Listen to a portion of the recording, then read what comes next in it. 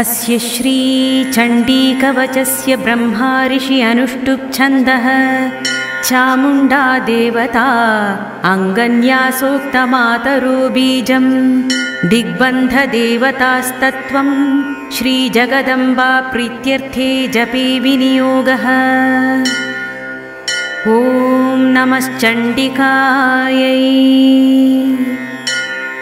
ॐ मार्कण्डेय उवाच ॐ यद्गुह्यं परमं लोके सर्वरक्षाकरं नृणां यन्न कस्यचिदाख्यातं तन्मे ब्रूहि पितामह।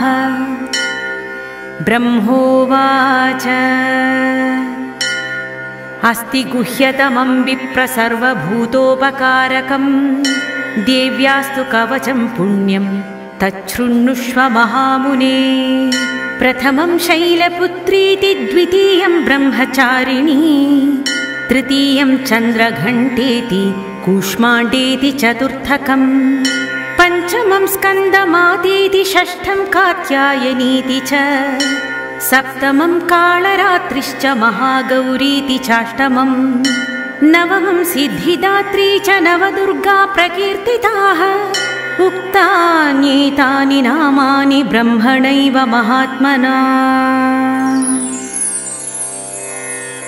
अग्निना दह्यमानस्तु शत्रुमध्ये गतो रणे विषमे दुर्गे चैव भयार्ता शरणं गताः न तेषां जायते किञ्चिदशुभं रणसङ्कटे नापदं तस्य पश्यामि शोकदुःखभयं न हि यैस्तु भक्त्या स्मृता नूनं तेषां सिद्धिप्रजायते ये त्वां स्मरन्ति देवेशि रक्षसेता न संशयः। प्रेतसंस्थातु चामुण्डा वाराही महिषासना ऐन्द्री गजसमारूढा वैष्णवी गरुडासना माहेश्वरी वृषारूढा कौमारी शिखिवाहना लक्ष्मी पद्मासना देवी पद्महस्ता हरिप्रिया। श्वेतरूपधरा देवी ईश्वरी वृषवाहना ब्राह्मी हंससमारूढा सर्वाभरणभूषिता इत्येता मातरः सर्वा सर्वयोगसमन्विता नानाभरणशोभाढ्या नानारत्नोपशोभिता। दृश्यन्ते रथमारूढा देव्यक्रोधसमाकुला शङ्खं चक्रं गदां शक्तिं हलं च मुसलायुधम् खेटकं तोमरं चैव परशुं पाशमेव च कुन्तायुधं त्रिशूलं च शार्ङ्गमायुधमुत्तमम् दैत्यानां देहनाशाय भक्तानामभयाय च धारयन्त्यायुधानीथं देवानां च हिताय वै।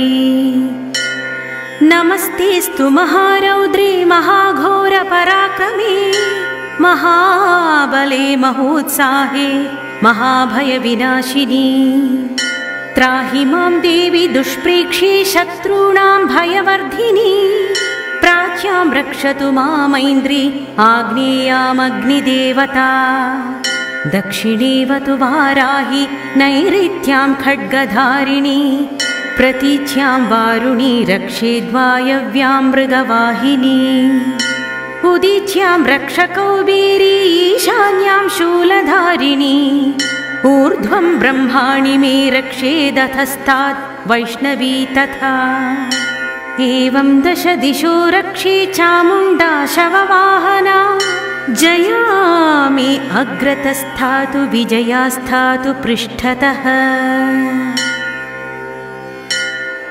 अजिता वामपार्श्वे तु दक्षिणे चापराजिता शिखा मे द्योतिनी रक्षेदु मां मूर्ध्नि व्यवस्थिता मालाधरी ललाटे च भ्रुवौ रक्षेद्यश्वसिनी त्रिनेत्रा च भ्रुवोर्मध्ये यमघण्टा च नासिके शङ्खिनी चक्षुषोर्मध्ये श्रोत्रयोर्द्वारवासिनी कपोलौ कालिका रक्षेत् कर्णमूले तु शङ्करी नासिकायां सुगन्धा च उत्तरोष्ठी च चर्चिका अधरी चामृतकला जिह्वायां च सरस्वती दन्तान् रक्षतु कौमारी कण्ठमध्ये तु चण्डिका घण्टिकां चित्रघण्टा च महामाया च तालुके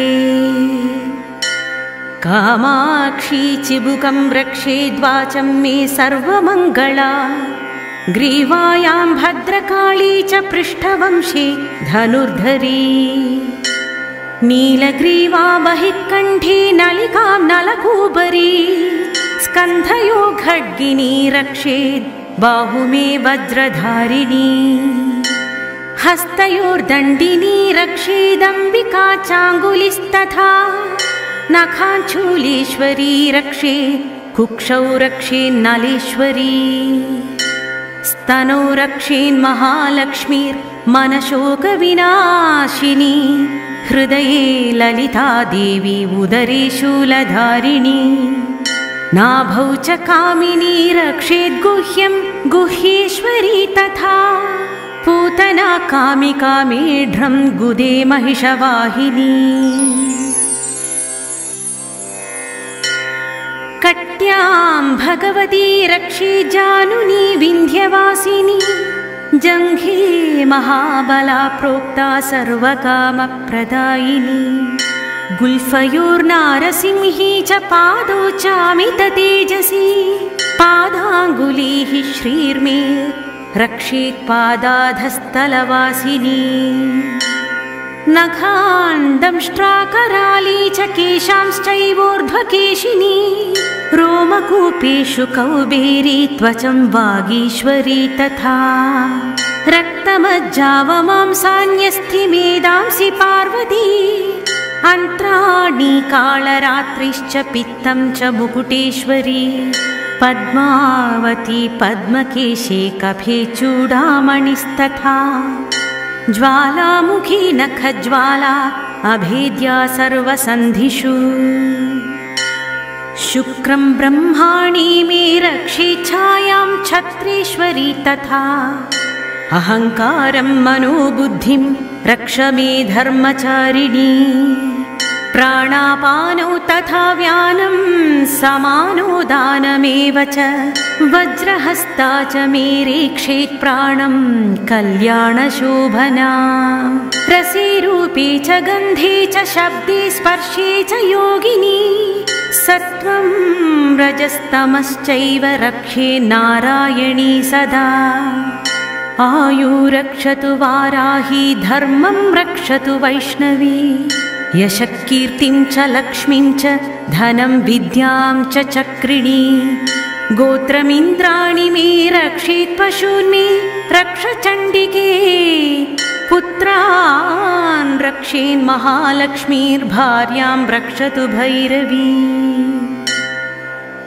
पन्थानं सुपथा रक्षेन्मार्गं क्षेमकरी तथा राजद्वारे महालक्ष्मीर्विजया सर्वतः स्थिता रक्षाहीनं तु यस्थानं वर्जितं कवचेन तु तत्सर्वं रक्ष मे देवि जयन्ती पापनाशिनी पदमेकं न गच्छेतु यदीच्छेत् शुभम् आत्मनः कवचेनावृतो नित्यं यत्र यत्राधिगच्छति तत्र तत्रार्थलाभश्च विजयः सर्वकामिकः यं यं कामयते कामं तं तं प्राप्नोति निश्चितम् परमैश्वर्यमतुलं प्राप्स्यते भूतले पुमान् निर्भयो जायते मर्त्यः सङ्ग्रामेष्वपराजितः त्रैलोक्ये तु भवेत् पूज्यः कवचेनावृतः पुमान् इदं तु देव्याः कवचं देवानामतिदुर्लभम् यः पठेत् प्रयतो नित्यं त्रिसन्ध्यं श्रद्धयान्वितः देवी कला भवेत् तस्य त्रैलोक्येष्वपराजितः जीवेद्वर्षशतं साग्रमपमृत्युविवर्जितः नश्यन्ति व्याधयः सर्वे लूता विस्फोटकादयः स्थावरं जङ्गमं वापि कृत्रिमं चापि यद्विषम् अभिचाराणि सर्वाणि मन्त्रयन्त्राणि भूतले भूचराखेचराश्चैव जलजाश्चोपदेशिकाः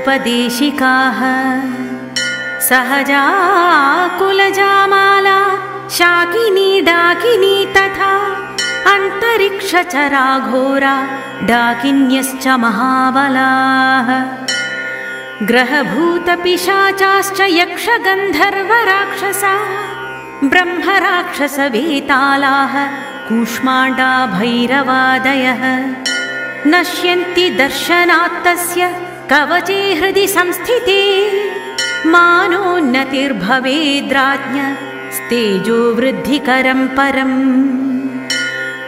यशसा वर्धते सोऽपि कीर्तिमण्डितभूतले जपेत् सप्तशतीं चण्डीं कृत्वा तु कवचं पुरा यावद्भूमण्डलं धत्ते सशैलवनकाननं तावत् तिष्ठति मेदिन्यां सन्ततिः पुत्रपौत्रकी देहान्ते परमं स्थानं यत्सुरैरपि दुर्लभं प्राप्नोति पुरुषो नित्यं महामाया प्रसादतः लभते परमं रूपं शिवेन सह मोदते।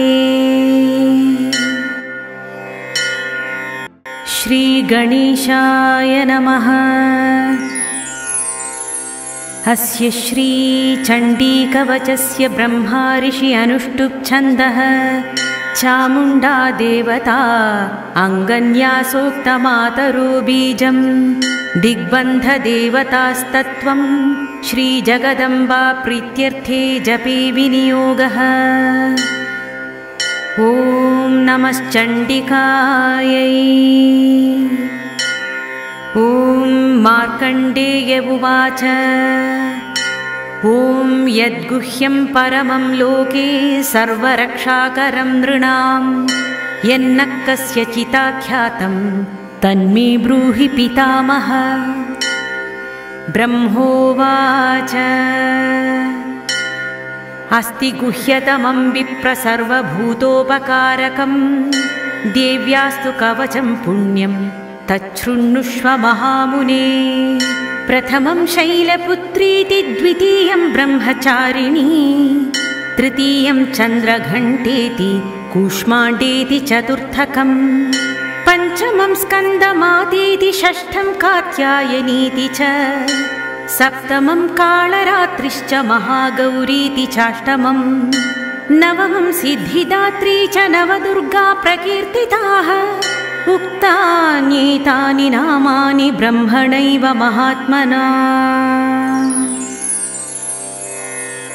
अग्निना दह्यमानस्तु शत्रुमध्ये गतो रणे विषमे दुर्गे चैव भयार्ता शरणं गताः न तेषां जायते किञ्चिदशुभं रणसङ्कटे नापदं तस्य पश्यामि शोकदुःखभयं न हि यैस्तु भक्त्या स्मृता नूनं तेषां सिद्धिप्रजायते ये त्वां स्मरन्ति देवेशि रक्षसेता न संशयः।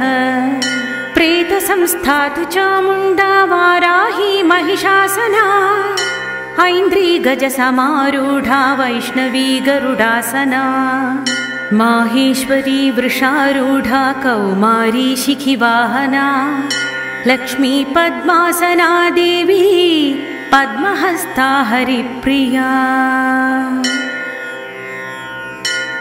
श्वेतरूपधरा देवी ईश्वरी वृषवाहना ब्राह्मी हंससमारूढा सर्वाभरणभूषिता इत्येता मातरः सर्वा सर्वयोगसमन्विता नानाभरणशोभाढ्या नानारत्नोपशोभिता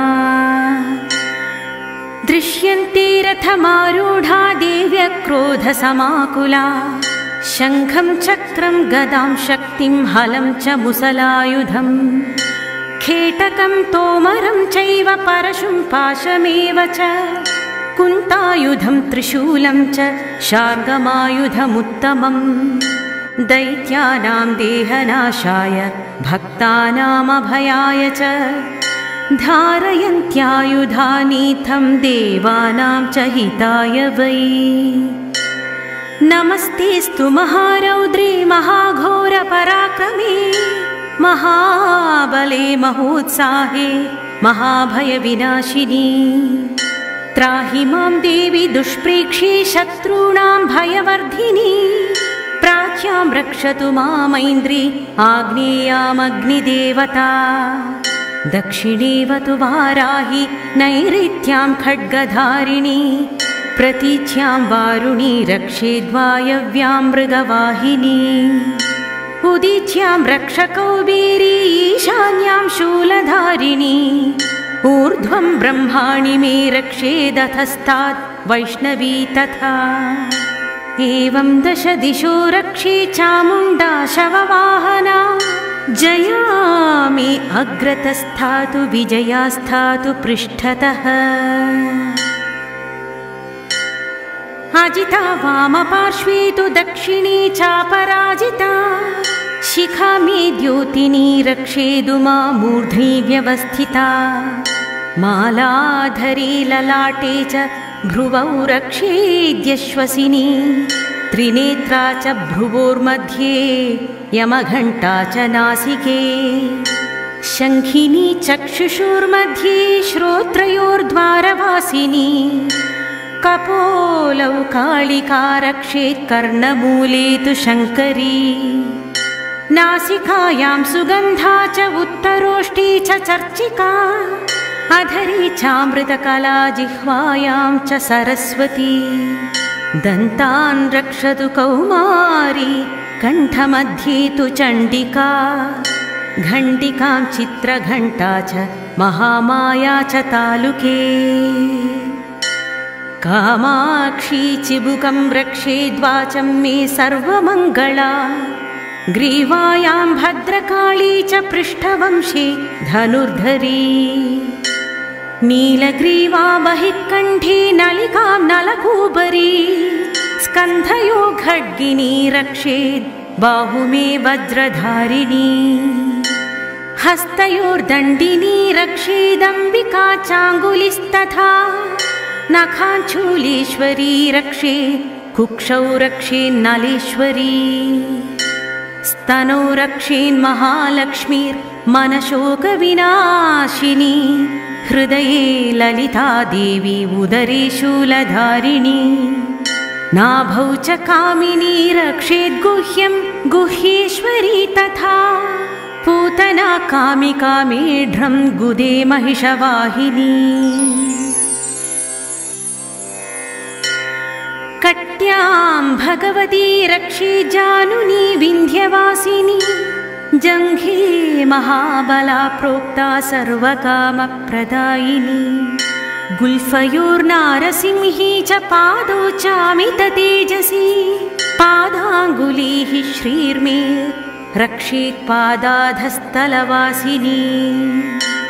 नखाण्डंष्ट्राकराली च केशांश्चैवोर्ध्वकेशिनी। रोमकूपेषु कौबेरी त्वचं वागीश्वरी तथा।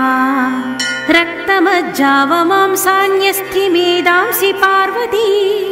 अन्त्राणि कालरात्रिश्च पित्तं च मुकुटेश्वरी। पद्मावती पद्मकेशे कफे चूडामणिस्तथा। ज्वालामुखी नखज्वाला अभेद्या सर्वसन्धिषु। शुक्रं ब्रह्माणि मे रक्षेच्छायां छत्रेश्वरी तथा। अहङ्कारं मनोबुद्धिं रक्ष मे धर्मचारिणी। प्राणापानौ तथा व्यानं समानो दानमेव च। वज्रहस्ता च मे रेक्षेत् प्राणं कल्याणशोभना। रसे रूपे च गन्धे च शब्दे स्पर्शे च योगिनी। सत्वं रजस्तमश्चैव रक्षे नारायणी सदा। आयु रक्षतु वाराही धर्मं रक्षतु वैष्णवी। यशः कीर्तिं च लक्ष्मीं च धनं विद्यां च चक्रिणी। गोत्रमिन्द्राणि मे रक्षेत् पशून्मे रक्ष चण्डिके पुत्रान् रक्षेन् महालक्ष्मीर्भार्यां रक्षतु भैरवी पन्थानं सुपथा रक्षेन्मार्गं क्षेमकरी तथा राजद्वारे महालक्ष्मीर्विजया सर्वतः स्थिता रक्षाहीनं तु यस्थानं वर्जितं कवचेन तु तत्सर्वं रक्ष मे देवि जयन्ती पापनाशिनी पदमेकं न गच्छेतु यदीच्छेत् शुभम् आत्मनः कवचेनावृतो नित्यं यत्र यत्राधिगच्छति तत्र तत्रार्थलाभश्च विजयः सर्वकामिकः यं यं कामयते कामं तं तं प्राप्नोति निश्चितम् परमैश्वर्यमतुलं प्राप्स्यते भूतले पुमान् निर्भयो जायते मर्त्यः सङ्ग्रामेष्वपराजितः त्रैलोक्ये तु भवेत् पूज्यः कवचेनावृतः पुमान् इदं तु देव्याः कवचं देवानामतिदुर्लभम् यः पठेत् प्रयतो नित्यं त्रिसन्ध्यं श्रद्धयान्वितः देवी कला भवेत् तस्य त्रैलोक्येष्वपराजितः जीवेद्वर्षशतं साग्रमपमृत्युविवर्जितः नश्यन्ति व्याधयः सर्वे लूता विस्फोटकादयः स्थावरं जङ्गमं वापि कृत्रिमं चापि यद्विषम् अभिचाराणि सर्वाणि मन्त्रयन्त्राणि भूतले भूचराखेचराश्चैव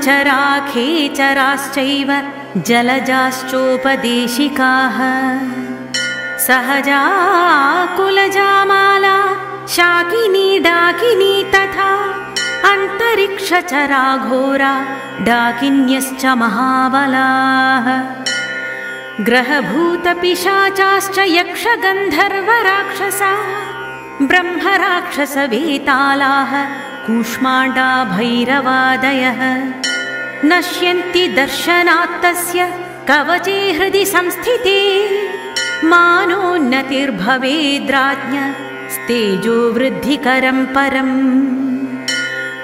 यशसा वर्धते सोऽपि कीर्तिमण्डितभूतले जपेत् सप्तशतीं चण्डीं कृत्वा तु कवचं पुरा यावद्भूमण्डलं धत्ते सशैलवनकाननं तावत् तिष्ठति मेदिन्यां सन्ततिः पुत्रपौत्रकी देहान्ते परमं स्थानं यत्सुरैरपि दुर्लभं प्राप्नोति पुरुषो नित्यं महामाया प्रसादतः लभते परमं रूपं शिवेन सह मोदते